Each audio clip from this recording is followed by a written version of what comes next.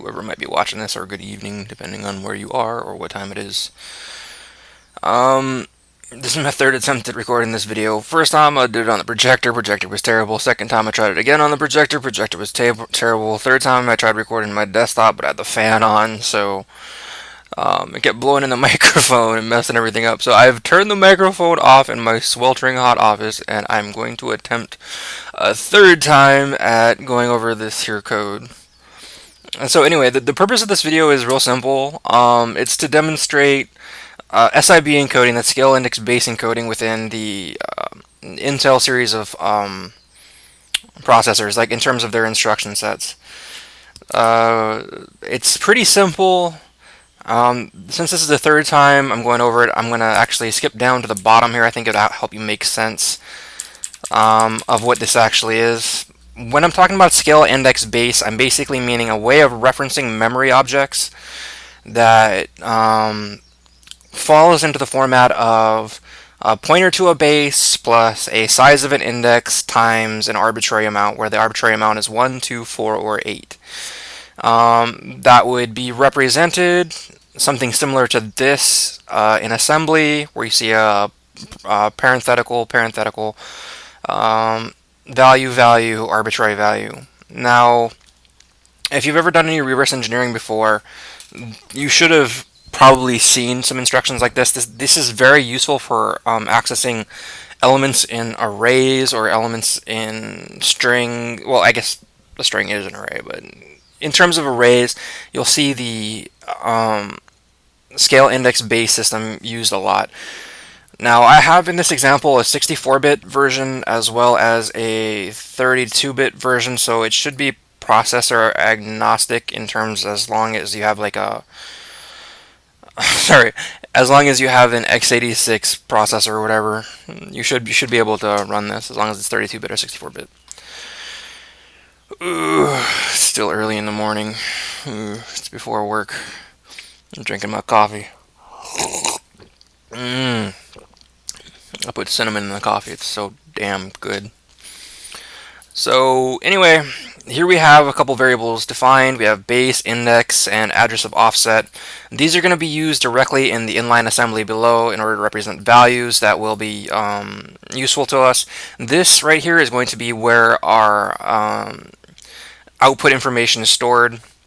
Like when we run a series of assembly instructions, this is going to be where we're actually storing the result. Now, I mean, it could be anything. It could be arbitrarily named or an arbitrary pointer type. I'm making it a character array. I'm sorry, a character pointer array, so that we can manipulate some examples below of a character pointer array. Now, first things first, this is, if you haven't seen inline assembly before, this is a lot of what it looks like. This, of course, is in GCC. In Microsoft compilers and such, the inline assembly looks significantly different. It's actually easier to use in Windows, but I prefer to use Linux, so it's going to be in the GCC format. GCC format is in at&t syntax. I highly recommend that if you're not familiar with at&t syntax, you go look it up. Just Google Intel versus at&t syntax to have it make sense. Okay, so this is where we're starting off here. Really simple. I have a breakpoint here. Interrupt 3 is breakpoint. It's 0xCC and opcodes, if you've ever seen it before. So we have two breakpoints, and then we have a load effective address of RSP into pseudo register 0. Pseudo register is defined by the compiler. It'll use an arbitrary register when the program actually runs. But understand that after the inline assembly, there are 3 colon-delimited fields. The first field is going to be the address of the offset, which, like I said, is going to be the storage variable where we store things output. So this is, as you can see here in the comment, the output variable. This is where input variables would be. For this example, I'm not using an input variable. And then we have some clobbered variables down here that basically says, you know, this is what we're going to be clobbering and whatnot. Actually, in this example, we don't need RAX here. I don't think we need %0 either. Let's just leave it like that. Sorry, I'm a stickler for commenting. Okay, so what this is going to do is it's going to load the effective address of the stack pointer, RSP, into pseudo register 0. I'm going to go ahead and allow this breakpoint here. I'm going to set a breakpoint down here. Real simple. And here you can see a printf statement. It just says example1 got value of RSP from LEA instruction, and it's printing out the pointer here, %p, as well as a base 10 representation. You can see that the value we're printing out is address of offset. When we run this in GDB, it should make sense as to what this is doing. I'm going to go ahead and build it. Okay. It outputs to the debug directory, so I'm going to run it in GCC or GDB. GDB, it's too early in the morning. Okay, I'm in GDB now. I'm going to run it. In the future, you're going to see me type R for run. You can type either. Okay, you can see we hit a signal trap, or I'm sorry, a sig trap here, breakpoint trap. This is right there. That's that instruction. So what we can do now is we can go RIP.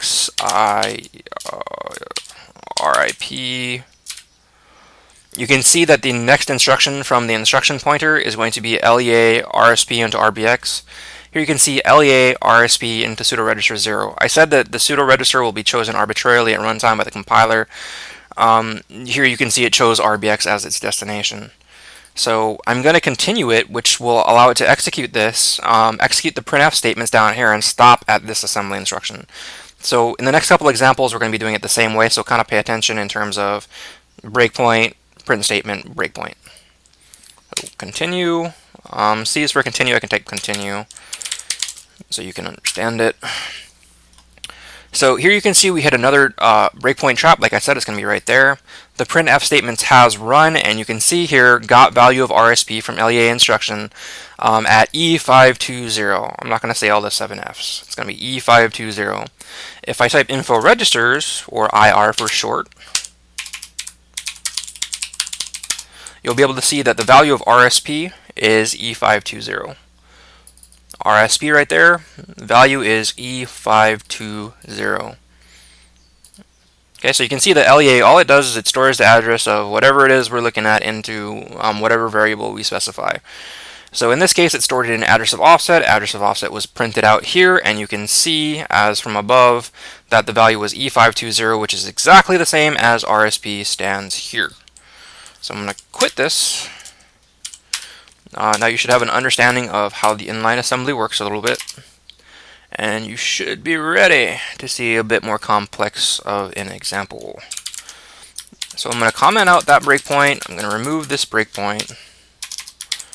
Move down to example 2. Now example 2 starts off with a character pointer array. Now before I actually confuse you with how things are allocated or whatnot, I'm just going to show that this is what we're allocating. We're creating an array of pointers that goes from 0 all the way to 99. Now since this is 16-bit, the pointer size is going to be 8 bytes. It's important to know that the pointer size in 64-bit is 8 bytes, whereas the pointer size in 32 bits is 4 bytes. In the example below, like in the 32-bit stuff, you can see that we're using 4 here as an increment, whereas up here we're using 8 as an increment. This is what is known as the scale, and it is important when using pointers to know the correct scaling. So anyway, we created it right here by doing this calc, this clear alloc, this pointer array of 100 character pointers. So size of character pointer, which is 8, times 100, which is 800. So you can see down here, 0 to 99 times 8, 800. Okay, here we're just allocating the first 4 positions in the the pointer array itself, with the values string 0, string 1, string 2, and woo, string 3. So we're going to be utilizing the SIB notation to iterate through these values. Now, a compiler will use it for iterating through a variety of different types of information, strings, I guess pointers array would be a good one, short arrays, things like that. So anyway, here you can see that I've stored the base variable, which I said was defined way up here as a void pointer, to be the value of SIB character pointers array. or SIB array character pointers rather. So this right here will be the same value as this right here. It's important to understand that this and this are equivocal. So let's go down here. Like I said, the scale can be 1, 2, 4, or 8. In this case, it's going to be 8. The formula is base plus parentheses index times scale in order to get the correct offset. So remembering that, let's look at this little snippet of assembly here. I'm going to comment or uncomment the breakpoint. So it'll go breakpoint, then it'll go XOR RX RX. Anything XORed by itself is 0. That's just a mathematical operation. XOR RBX RBX, that will also be 0. So we're setting RX and RBX to 0. Now, the difference between the last inline assembly and this one is that I'm specifying a parameter here. The parameter is base. If you remember, base points to this. So we're basically saying that, okay, if pseudo-register 0 is the output, pseudo-register 1 is going to be base. So we're adding 1 to RAX. So we're adding the base to RAX. Now, since we zeroed out RAX, this add operation will essentially set RAX to the value of the base pointer. Now, down here you're seeing the first iteration of SIB notation that we have in this video. Now, SIB notation, like I said, it's base plus index times scale, where scale is set to 8. Now, we zeroed out RBX, so 0 times 8 is going to be 0. So the address here that we're getting out of this SIB notation, which will be set in address of offset, is going to be a pointer to the SIB array of character pointers. Okay? This should make sense. I'm going to set a breakpoint here afterwards so we can look at these display messages. I'm going to build this. Okay, so the example was built. We're going to run it again in the disassembler. Okay, here we have a breakpoint trap. I'm going to go ahead and disassemble these next 4 instructions. X is for examine, I is for instruction, $, RIP is from the current instruction pointer, which happens to be pointing at in3, I believe. Or 1 past in3. Oop, sorry, that was X4I, I believe. Okay, here you can see the instructions disassembled actually in the application itself. So you can see XOR RX RX right there, RBX RBX right there, the add operation right there, and the load effective address in SIB notation. It should make sense a little bit. So if I print, you can see that RBX is 629. Oh, actually, let's do this. X/X RBX. Okay, you can see that it's 602 whatever. Let's do IR RBX. Oh, hold on. Yeah, here you can see RBX is 602028. Yeah, real simple. Let's do this again. So here you can see the add operation, the load effective address of. Now, I'm going to go ahead and continue this. Now, the print statements we have that will show up after I continue it shows initial address of first element in an array, which is a pointer to the initial variable. So you can see that there's no trickery here. This will just print out the address of the variable. And then we print out the address of offset here, which is going to be the result of our LEA instruction, which is right here in assembly and right here in inline assembly. So continue. Okay, here you can see that they're both the same value, 602.210, 602.210. The LEA instruction got the value directly. Now we know that we can set the address of the pointer array. Now let's use it with a non-zero index in order to actually reference values within that. So the first example here, I'm going to try to access index position 1. So if we look at, hold on, let me remove these breakpoints real quick.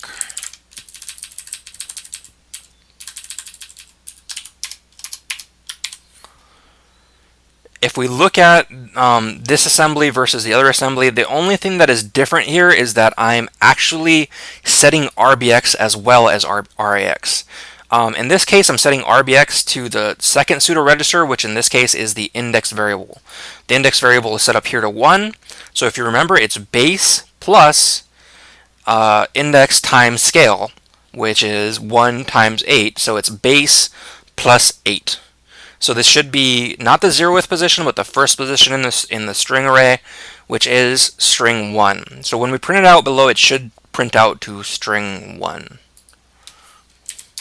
I'm going to remove this breakpoint so we can disassemble it again. I'm going to add a breakpoint down here.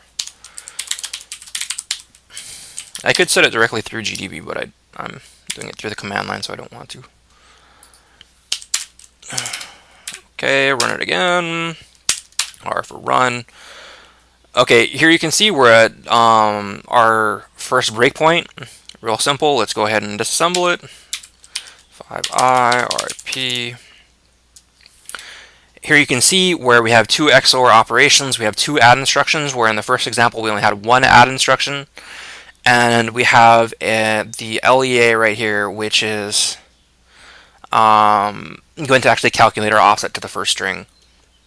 So if I continue this, what we should see is address of the first index in the array, which is, oops, oh, it'll print out the second one.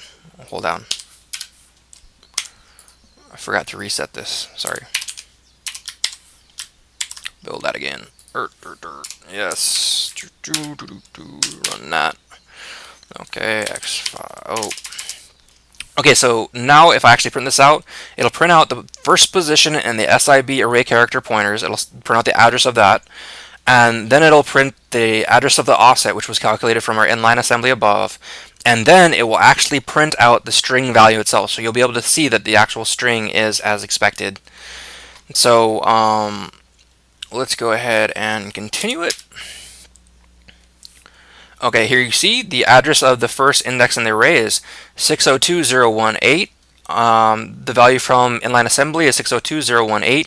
You can see that it's incremented from 8, whereas it was 210 before. It is now 218.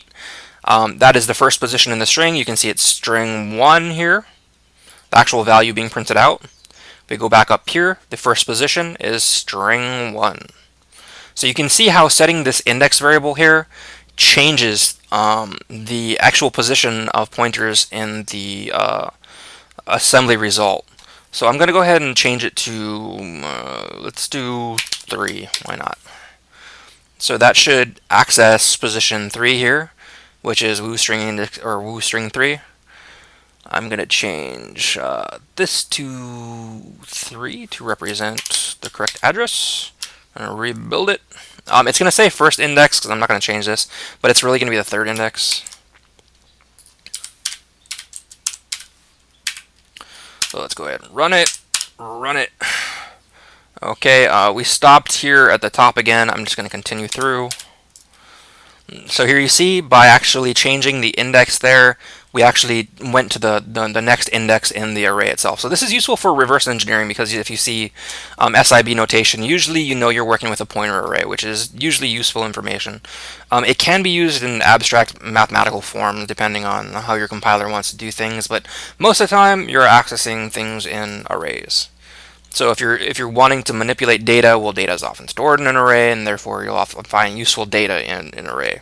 So LEA will, or SIB notation in itself, will actually be useful to figuring out what's going on, especially when you don't have symbols. So the last thing I do in here is I calculate the values mathematically, so you can see mathematically that this is the case. So this is just a simple printf statement that shows that pointer to base plus size of index times 8 will equal the value we're expecting.